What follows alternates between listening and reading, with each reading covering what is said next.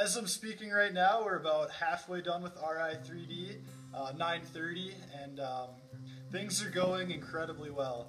Basically, we've got a completely mechanically functioning robot. The problem is we haven't really tested any of the final products. So far, the robot capabilities include shooting high goal, shooting low goal.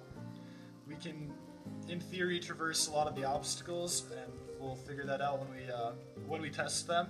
So we've got all of the field obstacles built, including the tower, all 8 defenses. They're currently in our shop right now, and we're ready to go with it. So far, basically the biggest obstacles we've encountered are getting the chain on our drivetrain to work. We've got people who they've never dealt with chain before, and we're dealing with 25 chain we've got no chain breaker, and it's very difficult to deal with chain without a chain breaker and the correct tools. So we've got to use a grinder, we've got to do things that probably aren't recommended for chain.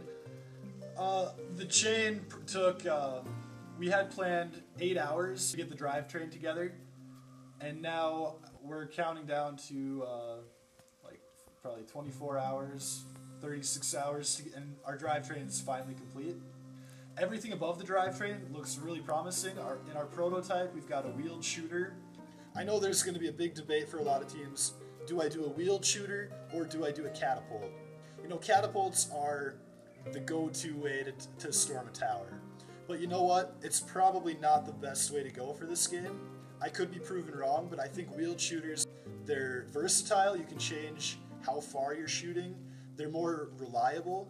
All that you have to worry about is the battery voltage and the wheels wearing down. As opposed to with a catapult, you've got to worry about where the ball is sitting on the catapult, how the catapult is firing, the tension in the catapult tensioning system, the catapult torsion system.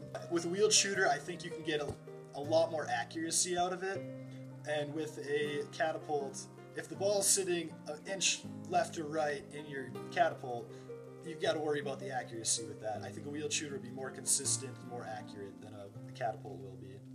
And you can refer back to old games. Go back to 2014. Wheeled shooters are proven to be effective.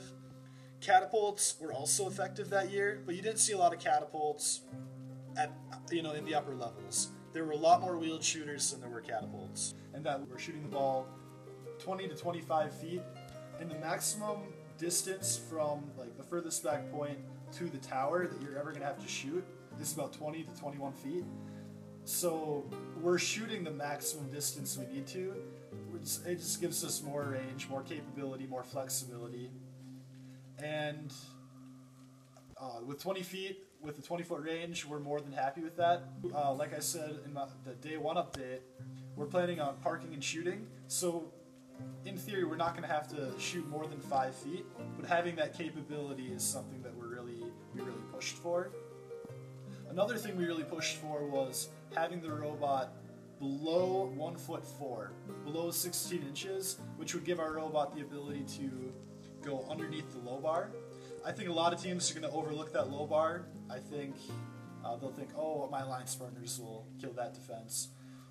I think it'll be overlooked, and I think having that skill will be very valuable. To a rookie team, I think a good low bar breacher bot, and if you go underneath that low bar, you can fetch the boulders for your team. That'll be a very valuable skill. It's probably a 3rd robot, 2nd pick right there. We also have a very cool idea for a climber. And at the beginning, I thought you'd have to pick between being a climbing bot and being a low bar bot, having that capability. But we have a design that it's nearly flat, very, very flat, and it can extend up to the height that we need it to. I think the top of the bar is 6'4" off of the ground, a little bit shorter off the breech. If you do the trigonometry, the breech adds about 3.5 inches to your robot.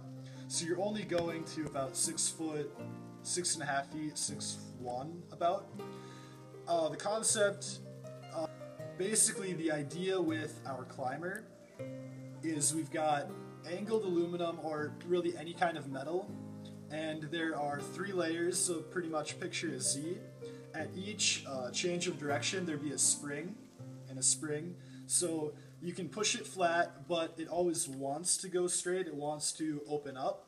We create a hinge at each joint so as to reduce the side load, and we would use a winch. At the very top of the Z, there would be a hook to grab onto the bar, and with that hook, there would be a strap connecting from the hook down to a winch. So when we want to release it, our climber, our hook would go up. It's kind of a, you can kind of think of it like a grappling hook, a controlled grappling hook. So instead of shooting it with pressurized air, which is illegal, you're controlling it, you're connected to it the entire time, and it'll stay up there. You don't have to like worry about gravity taking it down. And then once the grappling hook is hooked onto the climbing bar, the winch will wind it up, and the robot will actually tip up, and it'll vertically go up. I know you have to get above 2 feet, so it'll be a little bit of winching, and you can do that in the final 20 seconds, so it'll take a good driver, but with practice, it's something that's very doable. So a little bit about our intake. As I said in our day 1 up, we had a sim motor, now we've got a mini sim motor on our intake and shooter, and we're direct driving it. Actually, we've got our mini sim in a Versaplanetary at a 1-to-1 ratio, and we're direct driving 4-inch wheels off of that. And we've got 2 mini sims, 2 Versaplanetaries. We've got double wheel, identical on both sides.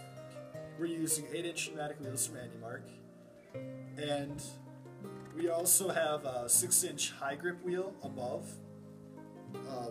The center is about 2 inches higher, so when it hits the higher obstacles, it'll lift our frame up and get it ready for the pneumatic wheel.